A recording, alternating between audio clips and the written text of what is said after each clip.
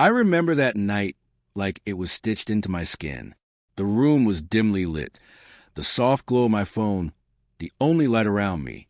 She was in the kitchen, laughing on a call, a laugh I once believed was reserved just for me. I don't know what made me check her phone that evening. She never gave me a reason not to trust her, until I saw it. Chats with someone else. Not just casual texts, not just friendly banter, but words that once belonged in the private space between lovers, now shared with someone who wasn't me. Wish you were here instead. Last night was unforgettable. And the worst, I'm just tired of pretending. Pretending. Was that all I'd been to her? I stood there frozen, every word slicing deeper than the last. The laughter from the kitchen hit me like a slap. I wanted to scream, to confront her, to ask why, but I couldn't. Instead, I left. No arguments, no drama. I quietly walked out of the house we built together, closed the door behind me, and didn't say a single word. I didn't block her. I didn't delete her number. I didn't even change my routine. I just vanished from her world, but not from the pain. The days that followed were hollow. Every room felt empty. Every corner echoed with memories. The toothbrush next to mine, her sweater still hanging on the chair, the scent of her perfume lingering on my pillow like a ghost that refused to leave. I tried pretending I was okay. Friends called. I let them go to voicemail. Family asked. I smiled and said, just tired. But inside, I was unraveling. Every time my phone buzzed, my heart would race. But it was never her. Not at first. Then the messages began. Where are you? Why did you leave? Talk to me. Please. I saw them all. Read each one. But replied to none. She didn't deserve answers. Not after that betrayal. Not after I saw what she truly thought of me. And yet, I couldn't bring myself to block her. Maybe I was waiting. Maybe some part of me wanted her to feel what I was feeling. Or maybe I just couldn't let go. Nights were the hardest. That's when the silence was loudest, when every memory came back uninvited.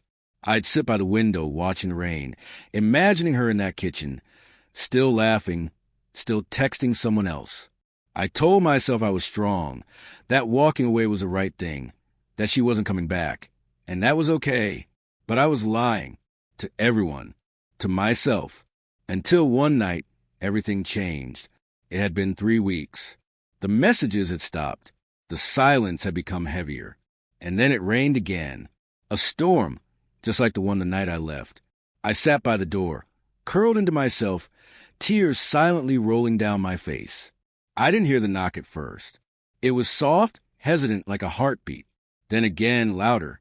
I opened the door, and there she was, soaked, shivering, mascara running down her cheeks, hair sticking to her face. She looked nothing like the girl I left behind. She looked broken, like someone who'd finally seen the damage her choices had caused. She didn't speak. Not at first. She just stared at me, eyes swollen, hands trembling. And then she whispered, I didn't sleep with him. I didn't kiss him. I didn't mean to hurt you. I wanted to shut the door, wanted to scream, to remind her of every word I read.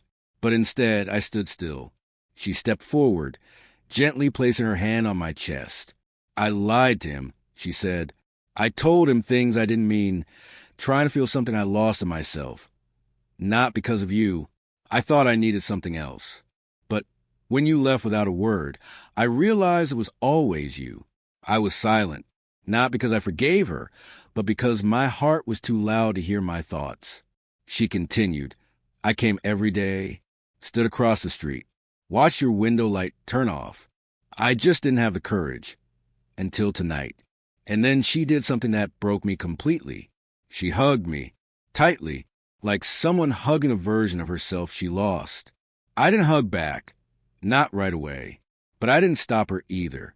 We stood there in the rain, two people drowning in mistakes, grasping for air in each other's arms. I wish I could tell you it ended in a fairy tale, that I forgave her instantly. That trust rebuilt itself overnight. But healing doesn't work like that. Some nights we talked. Other nights we sat in silence. She didn't beg for forgiveness. She earned it, slowly, not with flowers, not with grand gestures, but with honesty, consistency, presence. And I didn't forget, but I began to understand. Not because the pain disappeared, but because love, real love, sometimes needs to be lost to be truly found again.